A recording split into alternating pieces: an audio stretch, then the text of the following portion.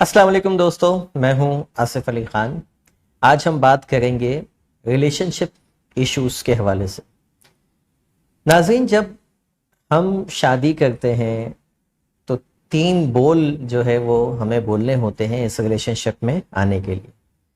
और वो 3 बोल क्या होते हैं कि मैं कबूल करता हूँ, कबूल करता हूँ और कबूल करता हूँ। ठीक है, और इसी तरह लड़की भी कबूल करती है। तो ये जो एक्सेप्टेंस है, ये एक्सेप्टेंस किस चीज़ की है, इसको हमें अंडरस्टैंड करने की ज़रूरत है। अगर हम अपनी अज़दवाजी ज़िंदगी को बेहतर करना चाहते हैं, अगर हम चाहते हैं कि हम हमारे दरमियान ज़्यादा से ज़्यादा अंडरस्टैंडिंग हो, तो हमें ये अंडरस्टैंड करने की ज़रूरत है कि ये क्या चीज़ है जो दो अननोन लोगों को एक जो है वो रिलेशनशिप के अंदर बांध रहे हैं। में 3 अल्फाज हैं। ठीक है, ये जो एक्सेप्टेंस है, एक्सेप्टेंस से मुराद आप जिस्मानी तौर पर, रूहानी तौर पर, जहनी तौर पर, जज्बाती तौर पर, हर लिहाज से बाय ऑल मीन सामने वाले को एक्सेप्ट कर रहे हैं। ये नहीं कि जी आपकी जितनी अच्छी आदतें हैं, अच्छी सोच है, उसको तो मैं ऑन कर रहा हूँ, उसको मैं एक्सेप्ट कर रहा हूँ, आपकी बुराइयों को एक्सेप्ट नहीं कर। ठीक है, आपके अंदर खामियों को एक्सेप्ट नहीं कर रहा। ठीक है, ऐसा नहीं है। जब हम कबूल करते हैं तो हर तरह से कबूल करना होता है, अच्छाई को भी और बुराई को भी।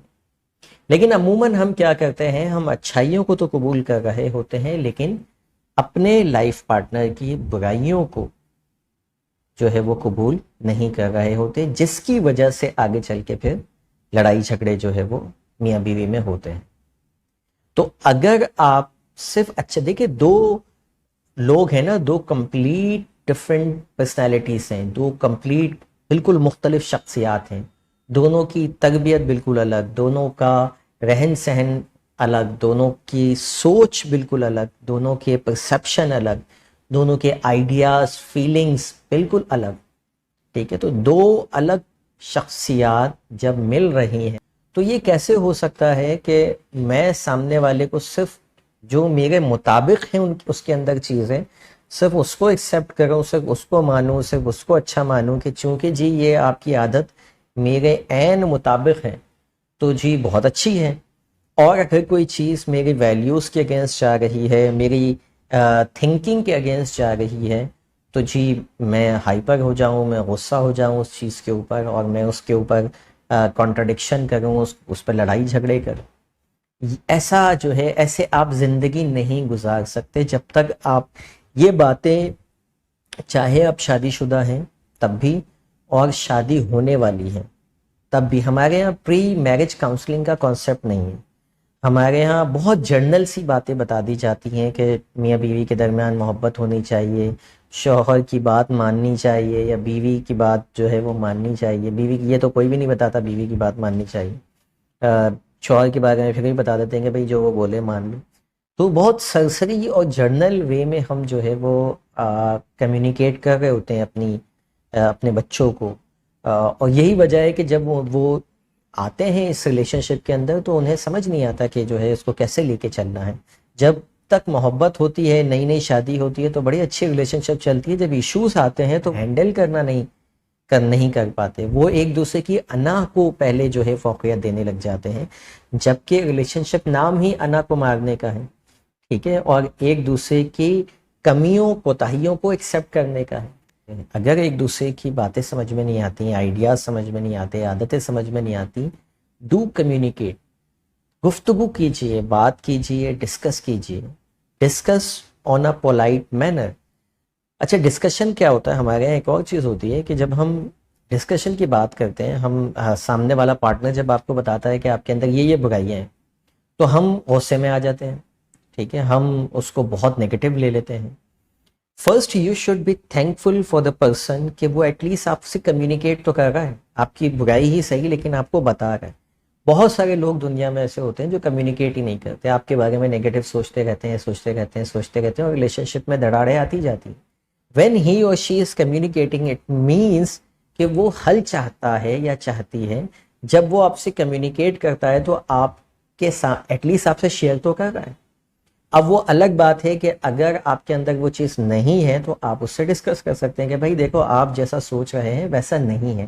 At least he is giving you this option کہ آپ اپنی پوزیشن کو کلیئر کر سکتے ہیں, آپ اپنی پوزیشن کو کی جسٹیفیکیشن دے سکتے ہیں. لیکن اگر شیئرنگ ہی نہیں ہے, اچھا ہم جب کیا کرتے ہیں کہ جب ہم شیئر کرتے ہیں اور سامنے والا نیگیٹو لیتا ہے تو پھر وہ بیسکلی ڈسکریج کر رہا ہوتا ہے. پھر وہ آئندہ بندہ بولتا ہے میں کیا فائدہ ہے اس آدمی سے شیئر کرنے کا یا اس عورت سے شیئر کرنے کا, اس نے تو سدھرنا ہے نہیں. تو آپ لائف ٹائم دروازے جو ہے وہ بند کر رہے ہوتے.